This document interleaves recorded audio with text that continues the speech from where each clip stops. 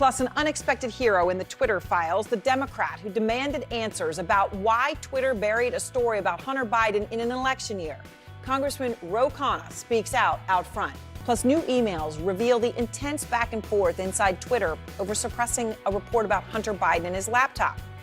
Tonight, the Twitter files, new emails and documents reveal just how intense the debate inside Twitter in 2020 was, as the company went to great lengths to suppress a New York Post story about Hunter Biden and his laptop. That laptop contained a trove of personal and business emails that critics claimed were proof of corrupt activity by both Joe and Hunter Biden, and which Trump supporters say would have impacted the election if not censored. Well, the communications were obtained by writer Matt Taibbi. They show the internal debates over removing links to the story, labeling the story unsafe, and locking out accounts that tried to share the story. In one exchange, a top Twitter official says in part, quote, "I'm struggling to understand the policy basis for marking this as unsafe." And the files show this, that at least one Democratic congressman tried to sound the alarm. Ro Khanna emailing Twitter's top lawyer at the time, in part, and I quote, Ro Khanna, "This seems a violation of the First Amendment principles. I say this as a total Biden partisan and convinced he didn't do anything wrong. But in the heat of a presidential campaign, restricting dissemination of newspaper articles, even if the New York Post is far right, seems like it will invite more backlash than it will do good." And Congressman Khanna is out front now. He's a member of the House Oversight Committee. Your first television interview since I saw this. And you know, I saw this. And really, I read it many, many times because you really stood up for what you believe is true. So let me start here, Congressman. That was what you said then. You had only limited information at the time, right? You just knew that it was being suppressed and you wanted to make a statement. Has anything that you have learned so far from the Twitter investigation in the past hours and days surprised you? Aaron, what surprised me is that Twitter made the decision in the first place to censor. Look, liberal Democrats should be for the principle of standing up for First Amendment speech. And New York Times Sullivan said, we want speech to be open, uninhibited, wide-ranging. Now, I get Twitter's a private actor, but they're effectively a modern public square. And it was disappointing to me that they were suppressing the New York Post. And based on the communications that we have that were released, you are the only Democratic lawmaker who said that. You spoke up. You told Twitter to reconsider it. You said you didn't think it was right. You stood up for the First Amendment. Your email was thoughtful and definitive. Are you disappointed that you're the only one?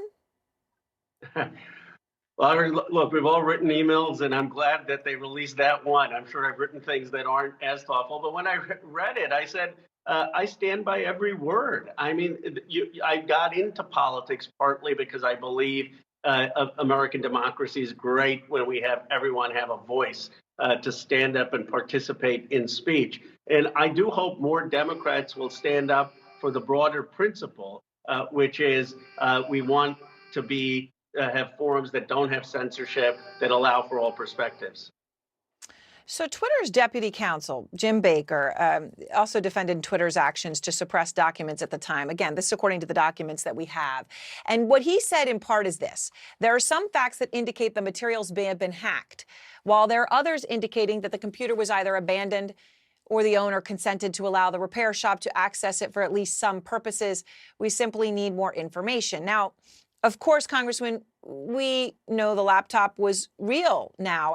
There were weekly meetings between the FBI and Twitter during this time where the FBI warned Twitter about hack and leak operations that would involve Hunter Biden. Do you think the FBI's actions deserve further investigation? I would focus on the speech part of it. Look, no one is saying, at least I'm not saying, that any of the sensational pictures or photographs concerning Hunter Biden should be out there. That's not what this was about. This was about a journalist at the New York Post writing an article about the situation. And there's no justification for suppressing that. Even if the source of that had gotten that information through something that was hacked, that was the case of the Pentagon Papers. Journalists should be allowed to publish things as long as they aren't participating in the hack. Right, which is obviously important. Do you have concern, though, and I understand you're focused on the First Amendment part of it, but do you have concern that part of the reason it appears Twitter suppressed it was because the FBI was sort of leaning on this idea of Russian disinformation, hacking, and Hunter Biden? Well, I would say let's be transparent about everything. I would be very surprised if the FBI was doing that under the Trump administration, given that President Biden at the time was just a candidate, didn't have control over the levers of government. But I think it's perfectly appropriate to ask the question and to have full transparency and let the facts come out. And so the FBI should explain what they were doing and what the rationale was. I certainly hope that and expect that they weren't trying to do it to bias Twitter against or for a particular candidate. Certainly, that will be crucial. And now, look, we're here, Congressman Khanna, and it's funny because when I saw this, it was the middle of the night. I woke up, I said, look, it's an amazing email that you wrote, and we're here talking about how you stood up for the Constitution and for the First Amendment. And as your email came to light in these Twitter files, former President Trump saw the Twitter files, and he took those same files to call for the termination of the Constitution based on these documents. On his social media platform, he wrote in part, "A massive fraud of this type and magnitude allows for the termination of all rules, regulations, and articles, even those found in the Constitution." That's what he said. What do you say to him?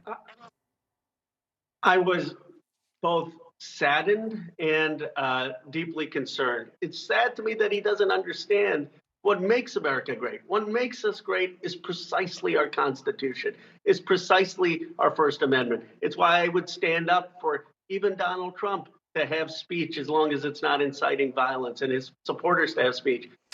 Congressman Khanna, I appreciate your time. Thank you very much for speaking to me. Thank you, Aaron. Really appreciate it.